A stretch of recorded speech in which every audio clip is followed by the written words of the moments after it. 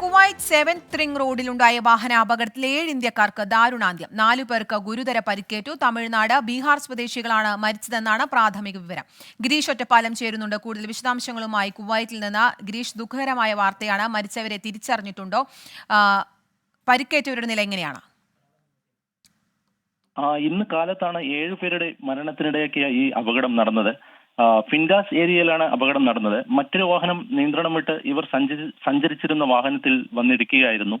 തുടർന്ന് നിയന്ത്രണം വിട്ട ഇവർ സഞ്ചരിച്ച വാഹനം പൂർണ്ണമായും പാലത്തിലിടിച്ച് തകരുകയായിരുന്നു.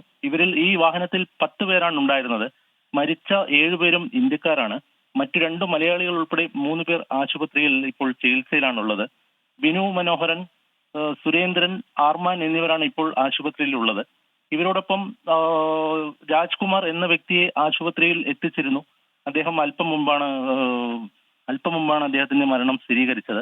ഇവർ ജോലി കഴിഞ്ഞ് തിരിച്ചു വരുന്ന സമയത്ത് അബ്ദുള്ളാൽ മുബാറക് ഏരിയ എന്ന പ്രദേശത്ത് വെച്ചാണ് ഈ അപകടം ഉണ്ടായത്. അതേസമയം പരിക്കേറ്റ 2 മലയാളികൾ ഒരാളുടെ നില കൂടി ഇപ്പോൾ ഗുരുതരമാണെന്ന് ഇപ്പോൾ അറിയാൻ കഴിയുന്ന വിവരം. വാഹനത്തിലുണ്ടായിരുന്ന 10 പേരും ഒരേ കമ്പനിയിൽ ജോലി ചെയ്തിരുന്നവരാണ്. അപകട സ്ഥലത്ത് വെച്ച് തന്നെ 6 പേരുടെയും മരണം സ്ഥിരീകരിക്കുകയായിരുന്നു. നിലവിൽ ഇവരുടെ അപകടം നടന്ന സ്ഥലത്ത് അഗ്നിശമന സേനാംഗങ്ങൾ ഉടൻ തന്നെ സ്ഥലത്ത് എത്തുകയും മരണം സംഭവിച്ച മൃതദേഹം കൂടുതൽ നടപടിക്രമങ്ങൾക്കായി മോർച്ചറിയിലേക്കും പരിക്കേറ്റ മറ്റുള്ളവരെ ഉടൻ തന്നെ ആശുപത്രിയിലേക്ക് മാറ്റുകയുമാണ് ഉണ്ടായത്. ഇതുമായി ബന്ധപ്പെട്ട കൂടുതൽ വിവരങ്ങൾ വരും മണിക്കൂറിൽ അറിയാൻ കഴിയും.